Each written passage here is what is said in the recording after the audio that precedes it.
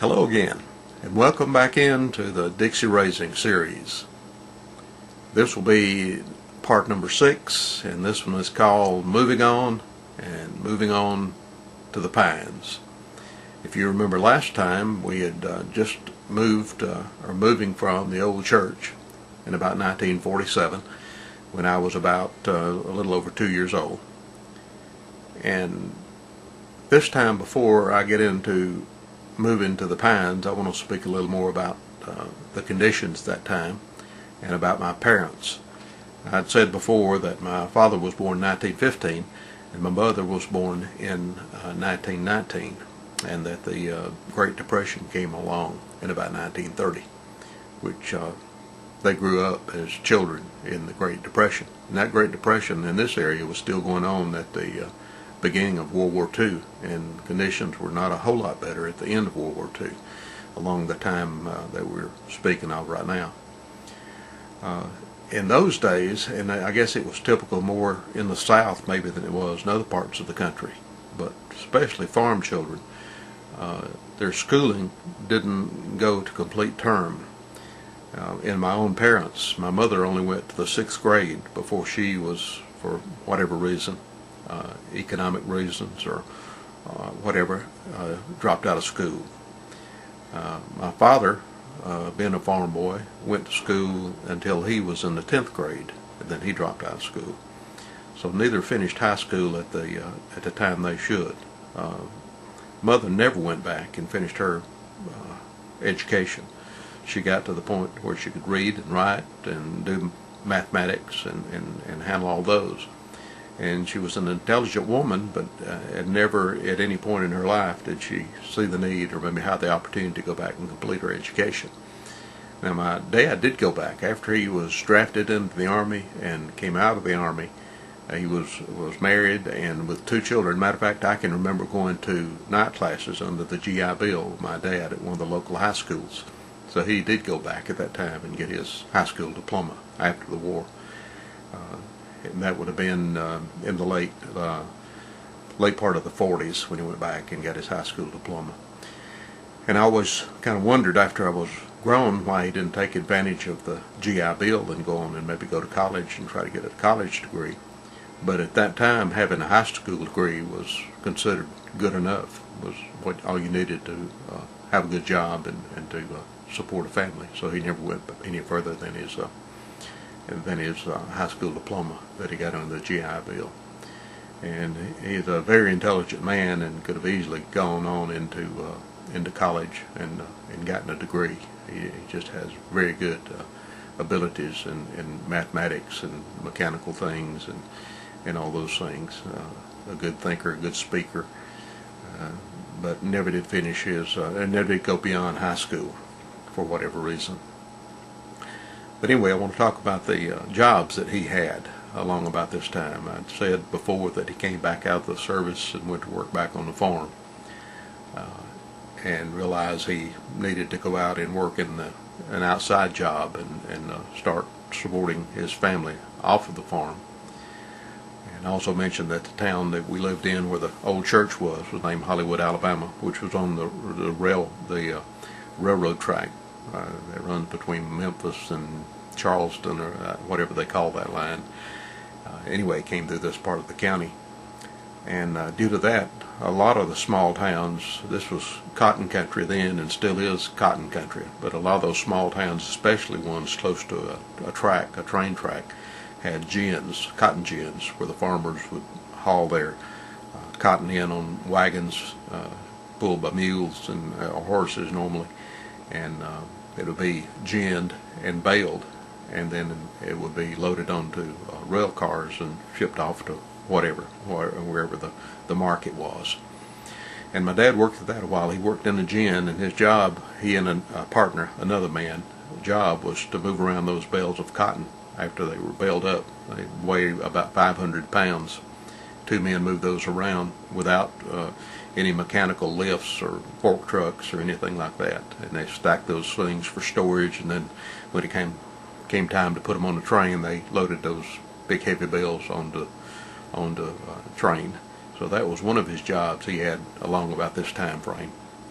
Another job that he tried was a heavy equipment operator. I think he drove maybe a bulldozer or like a road grader for the state road department, county road department. But that kind of work didn't agree with him because of some physical problems that he had, so he couldn't stay at that very long.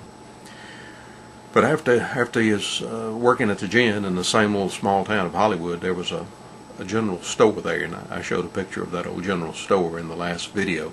I think it's still standing. It looks much like it did then. And he was the man that owned that general store, general merch store. It shouldn't exist anywhere I know of. In the times when people weren't able to travel, like usually only one car truck in the family, and it was occupying the farm, people just couldn't get into town. They would rarely go into town except for maybe once a week or even twice a month. They stayed on the farm and didn't have access to going into the grocery store and such as that. So at that time, the store owners, like this owner of the store there in the small town, started using what they call rolling stores. They would take an old truck, that say a 1.5 ton truck, and strip off whatever was on the back of the truck. This type truck would be about the size of a school bus, that size, or smaller even, maybe a small school bus. Anyway, they would strip these trucks down, whatever bed was on the back, and they'd build their own box, a big long box, high enough that a man could walk down through, as wide as the road stand, as wide as the truck was, and they would put shelves inside this thing. They would build shelves from just behind the driver on each side of the aisle all the way back to the back of that truck. And of course, they'd put a door in it. Sometimes they'd put a platform off the back of it. And they would, when they made the shelves, there'd be multiple shelves on either side. They would slant those shelves kind of toward the outside of the body, so that when they put goods from the store in those shelves and going down old undeveloped bumpy dirt and rock roads, that things wouldn't shake out and get broken or damaged. And they had racks on the back and on the side, and I guess even on the top of the ladder that got up there. And this thing was really a traveling store, thus the name rolling store. And they would hang everything you can think of on these things. They would have chicken coops for live chickens. They'd have rolls of barbed wire. They would have rolls of cloth, all kind of vegetables and fruits and packaged goods and just about anything you can think of. Cloth, rolls, I said rolls of cloth for the women. And another thing they would have, they kept staple things like flour and meal and feed for farm animals and things like that. And in those days, I still remember seeing the sacks that the flour and the feed came in. In those days, the manufacturers would take and they'd print patterns on it. It was pretty good cloth that these bags were made out of. And they would print flour patterns and different designs on the flour sacks and on the feed sacks and things like that. And the farmer's wife, after they'd buy this and use up the contents, the flour, the feed, or whatever was in it, they would take those sacks and cut them apart and use those for their sewing. They would use them for making quilts or sheets or shirts or skirts or whatever they needed to make. Curtains, it's just anything you can name, they would take that cloth and make that from. But anyway, back to my story about the rolling store. Dad took that as a job, and I was old enough to remember when he would drive. He drove the rolling store all day long, and I remember when he would drive it home at night. And I can still remember the variety of good and maybe not so good smells that came from inside that store and that rolling store and around it.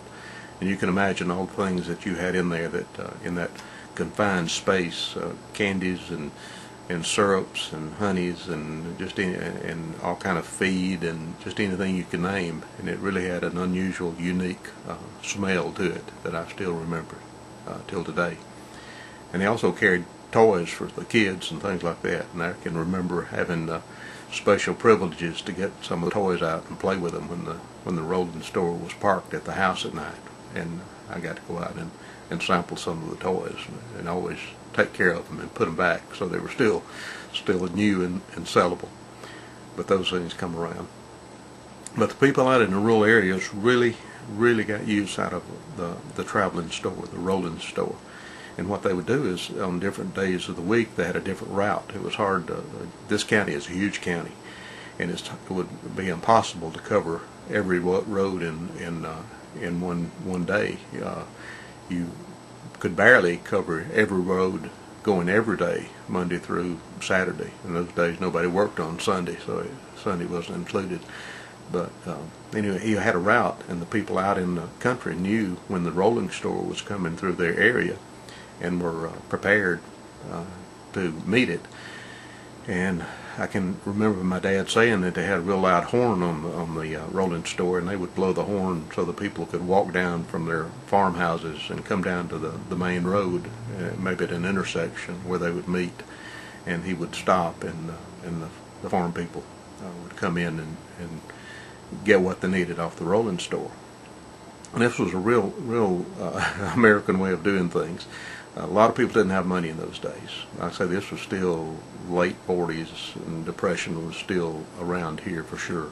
And farm families, unless they were huge successful farmers, didn't have much money anyway. But they did grow things, and they did make things.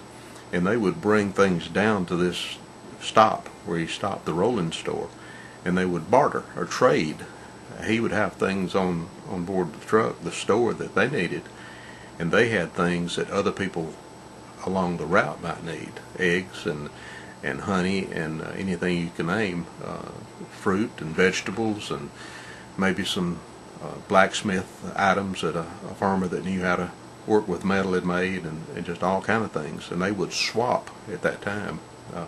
They'd bring chickens down, and they would put them in the chicken coop, and he'd go to the next stop, and they might need a chicken or whatever. But it was a real barter system where they would bring down and trade things that they had for things that they needed. And also another thing they looked forward to in those days, there was very little communication outside the farm family. No telephones. Like I said, they didn't go into town. No TV for sure, and a few of them had maybe battery-powered radios that they only listened to on special occasions because of the running the battery down and having to send the battery into town to have it charged up, because a lot of these farm families, most of these farm families at that time, did not have electricity. If they had a radio, they had to use, a battery to run it. So they really had limited communications. But one of the things they knew they could do is talk to the driver of the rolling store, because he'd been into town, maybe to the wholesale company, and loaded up the store.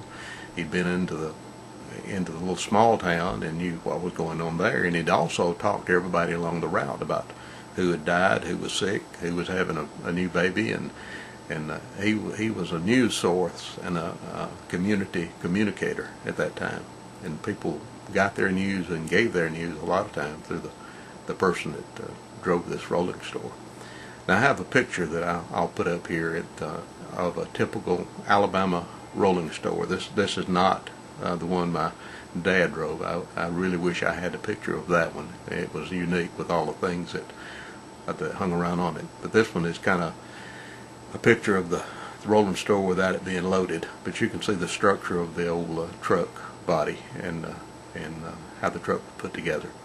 And you just look at that thing and imagine if it had everything you can imagine hanging off of it, and from live chickens to fruits and vegetables to barbed wire and all that. And imagine the smells that must have been around that old truck at that time, and you'll have an idea of what a rolling store was. So, and that's a good memory for me to remember that, and to know that I was privileged to get to see and be around and understand that part of our rural history. So I'll wind that up and make this the end of part 6. And we didn't get on to moving on to the pines in this episode, but what that will amount to is when we left the church, my dad was working and making some money, and he bought a small place just up Robert E. Lee Highway from Hollywood, where we lived in the old church. And the thing he bought was, I wouldn't call it a cabin, but it was a small frame house. Had a big front porch. It's on the side of a hill up off the highway a good ways, and it was right in the midst of a pine thicket. Like it was hardly any trees had been cleared out of that pine thicket when they built the house. And like I said, it was a little four-room house, and with a big front porch and a back porch. And I'll have some stories about living in the pines on the episode 7. And I also want to describe, I haven't mentioned it yet, but transportation that we had in those days, and talk about some of the early cars we had and how we got around, some of my memories of that. So I'll say goodbye for this episode, and I'll see you next time.